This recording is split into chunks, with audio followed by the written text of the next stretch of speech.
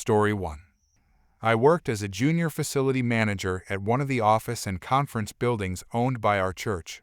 I often worked late shifts, preparing for the next day. Moving a couple hundred chairs is best done after regular office hours, then shutting everything down, such as turning off the lights, closing windows, and finally securing the building for the night. Since I was only in facility management, and no one else was around during late shifts anyway, I typically wore black Army-style clothing to work. They were comfortable and durable, just like the Army boots I wore. I also wore an old field cap because you wouldn't believe the kind of dust you'd find on top of office cabinets and ceiling lamps. There were multiple entry points I had to check and secure at night, making sure no one was left inside the building.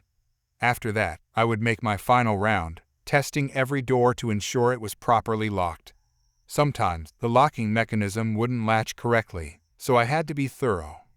Unfortunately, the building was located in the city center, right between the town hall and a police station, so it was really only a matter of time before I had an unexpected interaction with some of the city's finest. One evening, two officers exited their patrol car just as they noticed some guy in old Army clothes pulling vigorously at one of the office doors across the street. Naturally, they felt the need to investigate. "Good evening. Might I ask what we are doing here?" the first officer asked. I responded, a bit annoyed. "My job, and I'd like to be gone in about 5 minutes, so." Yeah, after an exhausting day, I just wanted to go home and wasn't in the mood to be delayed by anyone. Also, since this was in Europe, I didn't worry much about the officers overreacting or using excessive force. In hindsight, of course, this wasn't the most tactful way to respond. "Well, we would appreciate it if you'd refrain from doing your work in front of our police station," the officer said. I, still not realizing what the officer was implying and assuming this was some sort of unnecessary hassle, continued pulling on the door, which indeed opened, and replied, "Well, I'm sorry to hear that. I'll be away as soon as I've taken care of this." At that moment, I reached into my pocket to retrieve the keys, only to be suddenly interrupted. "Hands where we can see them. Step away from the door." I froze in place, my hand mid-air, finally realizing the misunderstanding. "Now I get it. Sorry. I do work here." Apparently, my appearance wasn't very convincing. "I don't think so. Are you serious? We are literally standing right beside you. The nerve." "At least we only had to cross the street," the officer said, grabbing my arm and shaking his head.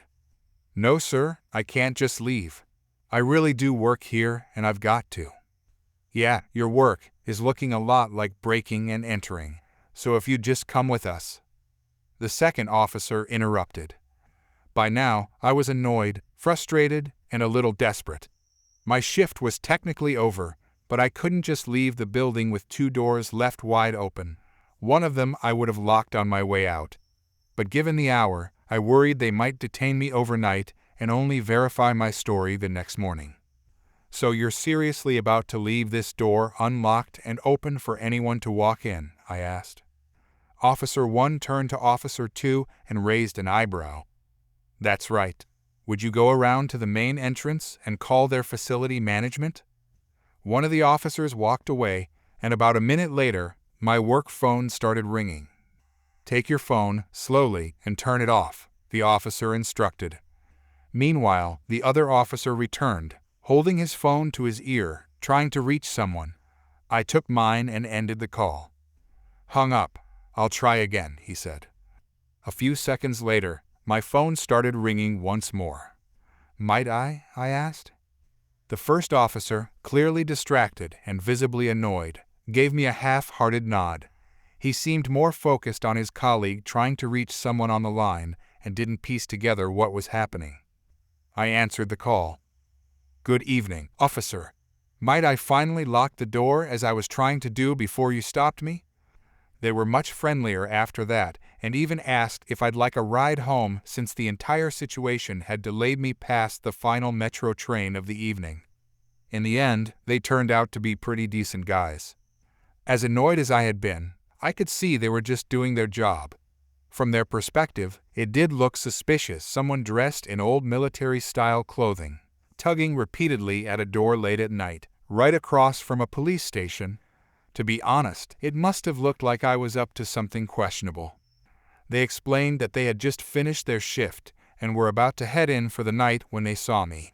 We had a good laugh about the whole misunderstanding once everything was cleared up. They even joked that I might consider wearing a more official-looking uniform next time if I didn't want to scare anyone or attract police attention. Afterwards, they stayed with me while I locked the remaining doors, and we chatted a bit more. It was actually kind of pleasant once the tension passed. I told them more about my job and how often I worked the late shift, and they shared some of their own strange encounters while on duty. By the time I was finally ready to leave, the streets were empty, and it was well past midnight.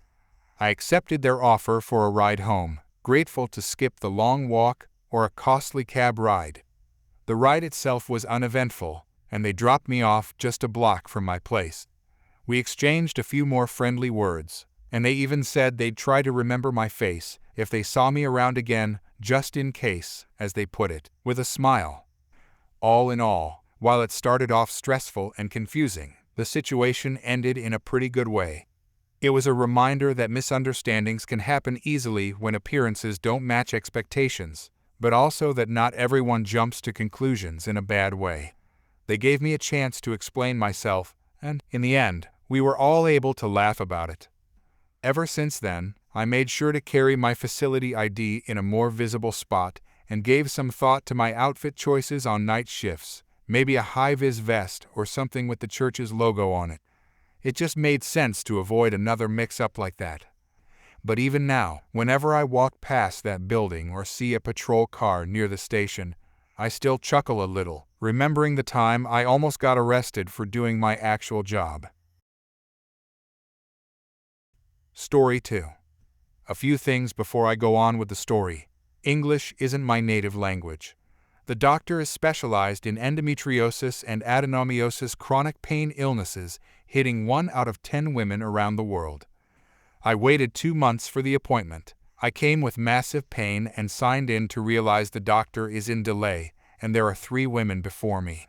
Since it's very common here to wait much longer than usual, I simply sat down and waited. Karen arrived 10 minutes after me with the expectation to be in and out within 35 minutes. The receptionist explained to her that this isn't a possibility, but she can ask the other ladies waiting to switch with her.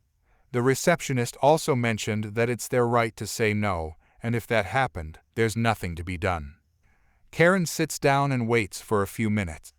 1 lady left the doctor's office, 1 walked in, and there were 2 other women waiting before me and Karen. She stood up, turned to both women and said, "Do you mind if I go in before you? I have a bus to catch, and I'm in a terrible hurry." I felt bad for her, the other ladies too, but they kindly refused for their own reasons. "What do you mean no? I waited 2 months for this, and I am in a hurry. You have to let me in." We were all shocked. Karen then sat down with anger for a few more minutes. Another woman came out of the doctor's office and Karen stood up again, preventing the next patient from going in, and started again. "Are you really going to be so selfish? Are you really going to let me wait instead of helping me? How dare you?" The lady rolled her eyes and just walked straight into the doctor and shut the door behind her. Karen continues, "I don't believe this. How can you all be so rude and mean? I have the right to go in first. I waited 2 months for this. This is unbelievable. I have a bus to catch. You can't do this to me. You are not the only one waiting for 2 months. I'm sorry that this is the situation for you, but we don't owe you nothing." The other lady waiting told her, "You are all heartless people. I deserve to go in before you." Karen then got a call and went aside to cry to the caller of how rude and mean we all are towards her. After her call, I went to her and said that technically I'm the one before her and that I'm willing to let her go in before me. She said thanks, but she had to go, so she turned to the receptionist and asked for another appointment. "I want another appointment." "Sure, let me check. Is this also going to be like 6 years from now?" The receptionist, ignoring the stupid comment, asked, "How about next week? You'll be first." "Yes, and you should be ashamed of yourself for refusing to help me with these horrible ladies." I swear it looked like the receptionist was holding herself for my rolling hard. As I said before, I have no right to move someone from their scheduled time to give to someone else. "Oh, really? Then how come you have an appointment next week, huh? You moved someone, didn't you?" "No, I did you a favor and put you first. Do you want it or not? Because I have another appointment in 2 months."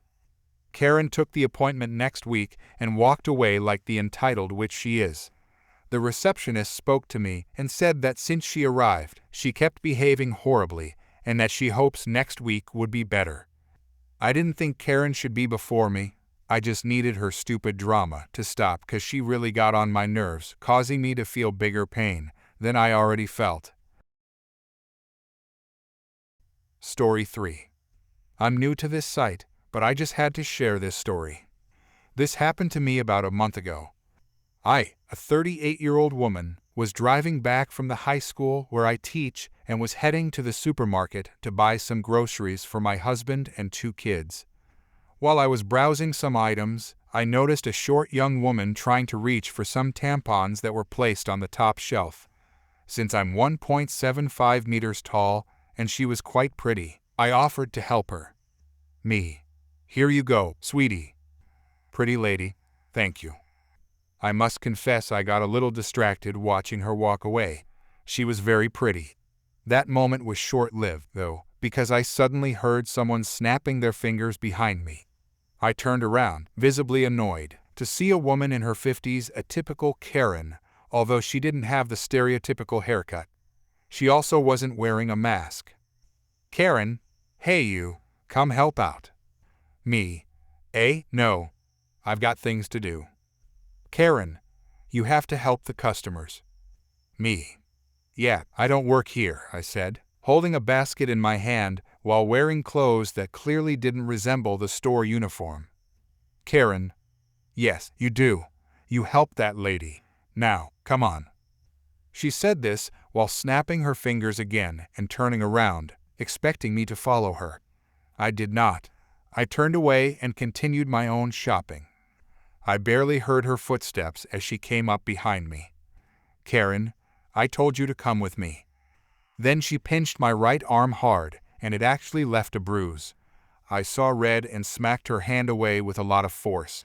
I yelled at the top of my lungs. "Me? What on earth is wrong with you? Don't you ever touch me again." "Karen, don't speak to me like that. I'm a customer, and you must do as I say." Me. "I don't work here," I shouted, shaking my basket in front of her.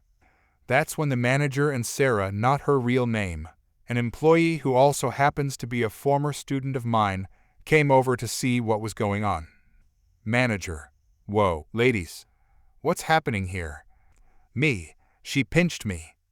Karen. "She hit me. You need to fire her." Manager. "She doesn't work here, ma'am, and you need to wear a mask. Why did you hit her?" Me. "She pinched me first." I showed him where she had pinched me. Karen. "Oh, big deal. She hit me.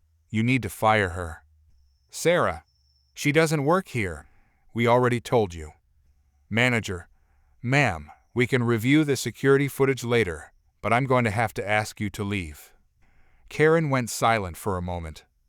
And then it happened. She suddenly swung her hand and tried to slap me, but I somehow managed to dodge it almost like something out of a movie, and instead, her hand landed right on poor Sarah's face. We were left completely stunned as Karen marched toward the exit. The manager immediately called security on his walkie-talkie, while I had to grab Sarah to stop her from chasing after Karen. This wasn't the first time I had to do that. When the security guard finally caught up with Karen, she let out the loudest screech I've ever heard. It was like a full-on banshee scream. Sarah ended up with a small wound on her face from the slap, as Karen had been wearing rings. The manager gave me a 30% discount on my purchases to apologize for the whole ordeal, while Karen ended up facing assault charges.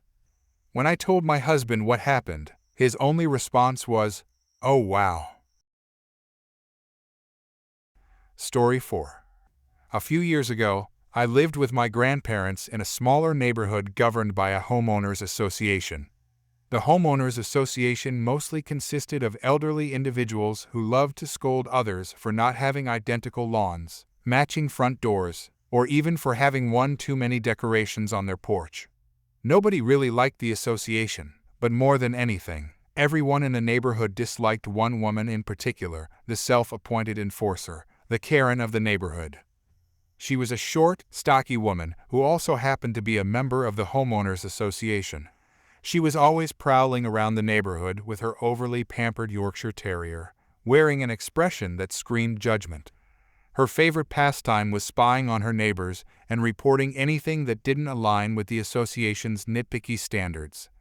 I'll give you an example of just how intrusive she was. One of my neighbors had just moved in and was walking her dogs in front of her own home.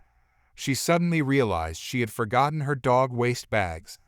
After her dog relieved itself, it took her maybe 30 seconds to run inside and come back with a bag. But by the time she returned, the waste was already gone. The next day, I saw Karen tape a letter to my neighbor's front door. I later found out Karen had been nearby and had watched the whole thing. She had actually picked up the mess herself and then issued my neighbor a fine. I can understand wanting neighbors to be responsible pet owners, but Karen didn't even give her a warning, nor did she wait to see if she would return with a bag. This was just one example of how she constantly listened in on others and disregarded personal boundaries. Now, for the main story. My father passed away very suddenly when I was 16. My uncle was able to retrieve some of my dad's personal items and asked if I would like anything to remember him by. My dad always wore a tungsten chain necklace with a strength pendant, and that was really the only thing I wanted. After the memorial, our entire family, including my uncle, came back to our house. Everyone was inside, trying to unwind after the emotional day. My grandmother and I stayed outside in the driveway for a bit, talking about my dad and the necklace he had passed on to me. That's when Karen appeared, as if from thin air. It was obvious she had been eavesdropping. She approached us and said, "I'm so sorry to hear about your father. How are you holding up?" I didn't know what to say. I was definitely irritated that she had been listening in on our private moment, but I tried to stay composed. "Yeah, I'm fine," I replied. We stood there in awkward silence for a moment before Karen finally spoke again and revealed the real reason she had walked over. "What a beautiful necklace. Is it your father's?" "I love my grandmother, but she has a tendency to overshare," she answered. "He passed away with it. It's one of the few things she has to remember her dad." I thought that would make Karen uncomfortable enough to walk away. I began to calm down, assuming this would be the end of it. But I was so wrong. Karen stepped closer, reaching her hand out toward my neck. I instinctively backed away, and I was pretty sure my body language and facial expression made it clear that she needed to stop. "I just want to touch it," she said. "What?" I asked, confused. "Items like that hold a lot of energy, and I'd like to touch it," she said with conviction. Karen moved in closer again, and once more I stepped back to keep my distance. She now seemed irritated, as if I was the one being unreasonable. "I'd like to take that necklace off you," she continued. "It probably weighs on you. My son would love that necklace. His birthday is coming up, and that's a man's necklace anyway. It looks too heavy on you." I was absolutely stunned. Not only was this woman ignoring every boundary imaginable, but she was also making a bizarre claim on my late father's necklace, as if it were some random accessory in a shop window. Now, I respect people's beliefs in energy and spiritual objects, but to act like this was a haunted auction item, and she had a right to it. I could not believe the sheer absurdity. I said nothing. I was so shocked by her audacity that I couldn't bring myself to respond. "Hello? Are you going to give it to me?" she asked. "I'll take care of it, I promise." I stared at her, completely dumbfounded. "What makes you think you can have my dad's necklace?" I finally said. "Why would I just give it to you? And what makes you think it's okay to interrupt our conversation like that?" Karen didn't miss a beat. "I can see you're grieving and you're clearly emotional, acting very immature. I truly believe it would be better if you didn't keep that necklace. I want it, and I help this neighborhood look as good as it does. You should be glad to give it to someone who deserves it. Someone who can give your father's memory a new life." At that point, my grandmother, who had been frozen in disbelief, finally found her voice. She told Karen that I was still grieving and that it was incredibly inappropriate to ask for such a personal item. She then told her to leave. But Karen wasn't done. "Why would you let your granddaughter keep something like that?" she argued. "It holds such negative energy. I can repurpose it and give it a new life. My son will take such good care of it. Like I said, his birthday is coming up, and I haven't been able to find anything meaningful for him. But that necklace, it would look perfect on him." Karen continued trying to convince us to give her my necklace for at least 5 minutes.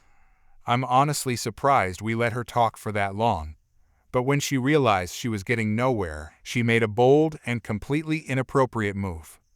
She suddenly stepped toward me, backing me up against the car, and reached for the necklace. In a moment of panic, I instinctively slapped Karen's hand away with a loud smack. She froze where she stood, staring at me with wide eyes, looking as though she had just seen a ghost or was about to fake a heart attack. The silence that followed was deafening. For what felt like several minutes, no one spoke or moved. Then, finally, Karen shrieked, "What?" Smack. I didn't even realize I had been slapped until the sting set in, and I felt my face begin to burn. My grandmother immediately stepped in between us, shielding me from Karen's fury. That's when the chaos really began. "You can't strike an older woman," Karen screamed. "That's assault. I'm calling the police. You're going to get arrested. Your family will be kicked out of this neighborhood. I'll take that." She suddenly stopped mid-sentence, her face changing to one of alarm as she looked at me. Her "oh no" expression said it all. I felt a warm stream of blood trickle down my cheek. That's when I realized why Karen had gone pale. Her ring had left a gash deep enough to draw blood on my face. I was still 16, a minor, and the emotional weight of the entire day, capped off by this disturbing encounter, finally crashed down on me.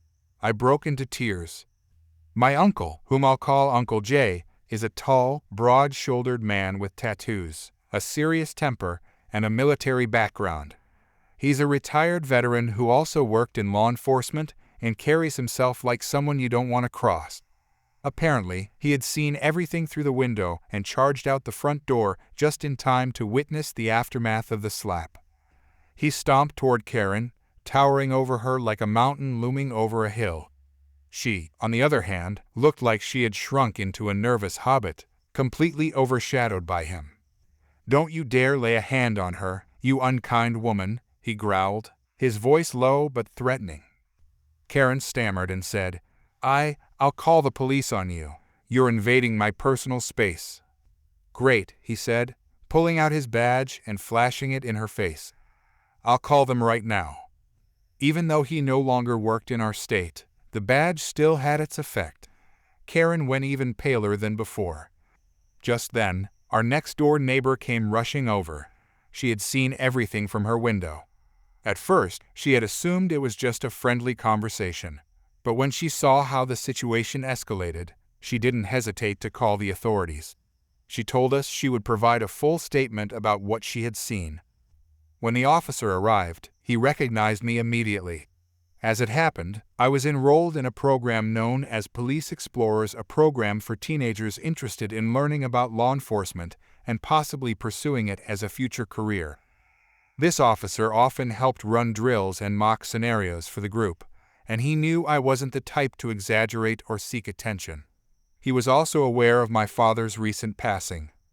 Between the neighbor's testimony, the officer knowing my character, and the very real injury on my face courtesy of Karen's ring, it wasn't long before she found herself in a pair of shiny new handcuffs. Looking back on it now, I sometimes laugh in disbelief. It's astonishing how some people go through life genuinely thinking that anything they want should be handed over to them simply because they desire it.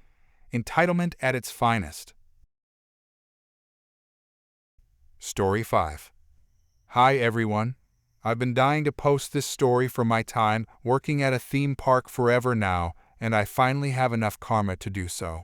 Hope you guys enjoy it. A little background. I worked at a theme park on the events team.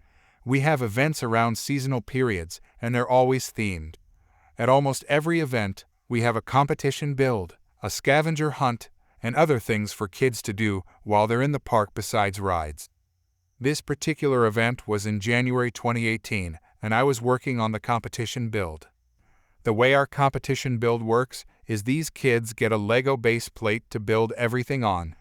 The two rules we have is that nothing can hang off the edge of the base plate, and the build can't be taller than a foot. This is what our entitled mother uses as her leverage. I had just returned from lunch, and I saw that somebody had built an amazing build. It was a dragon that had a moving tail, arms and head. It had lots of detail and followed the theme. It was definitely going to win. We were only open for about another hour, and we didn't think anybody else could build something good enough in that time frame. Enter our entitled mother. She had 2 small children who started building at our competition. Like we normally do, we were talking to the kids and the mom trying to give them a great experience. The dad jokingly said to us, "You know, when you see builds like that, the dragon, it's like, why even try? But hey, if the kids are having fun, so be it." The entitled mother finally sees the dragon build. Oh wow, he must have brought pieces from home. Me. Actually, he used all the pieces we have on the table.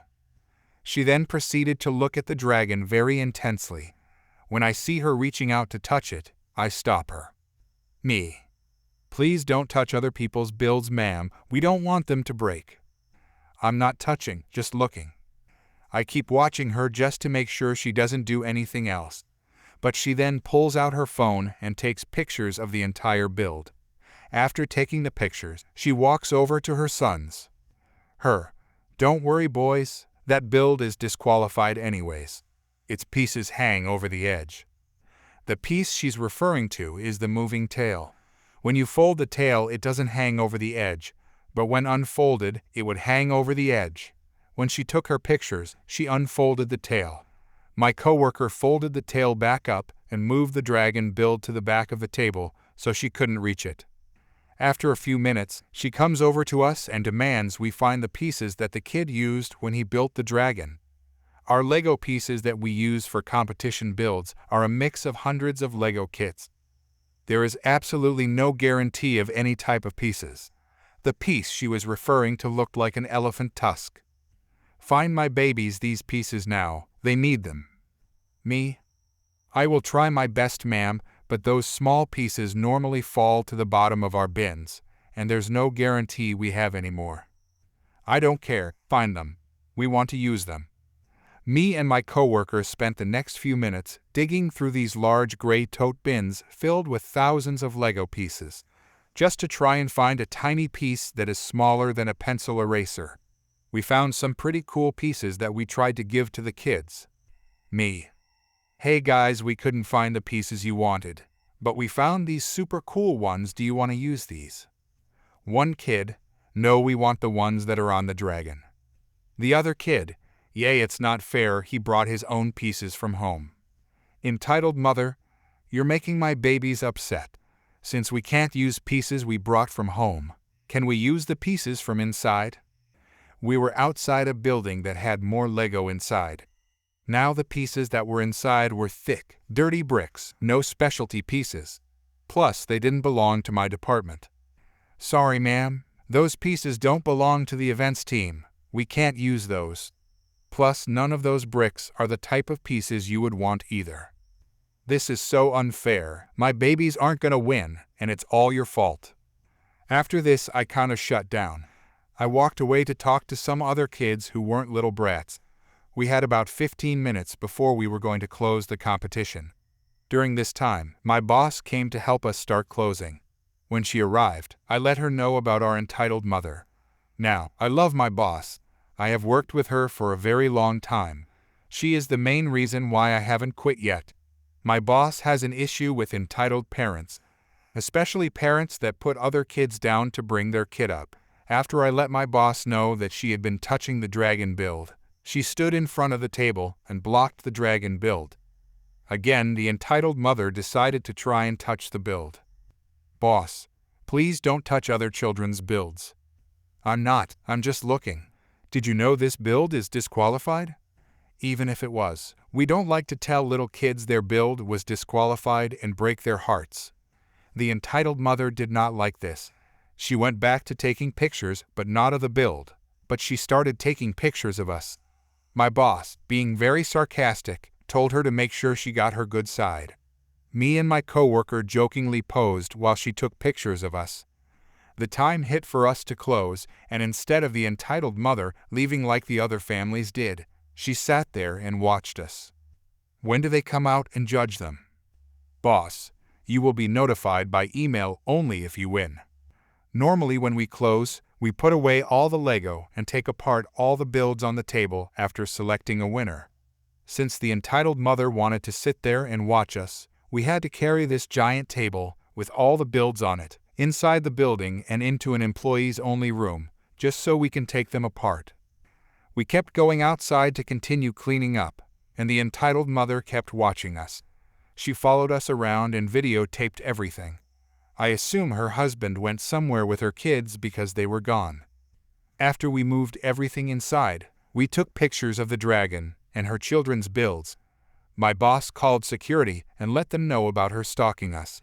She also contacted guest services and let them know of her behavior, so she couldn't go up there and get free stuff. While we were taking apart the builds, guest services radioed us. They already knew the lady we were talking about by name. They said that she had caused several issues in the park in the years prior.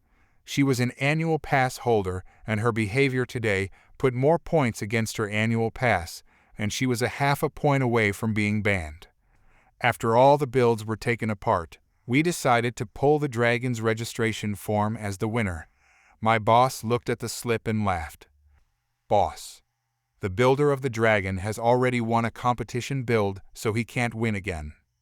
The sad thing is the entitled mother's kids built some really cute stuff, and had she not acted the way she did, her kids would have won.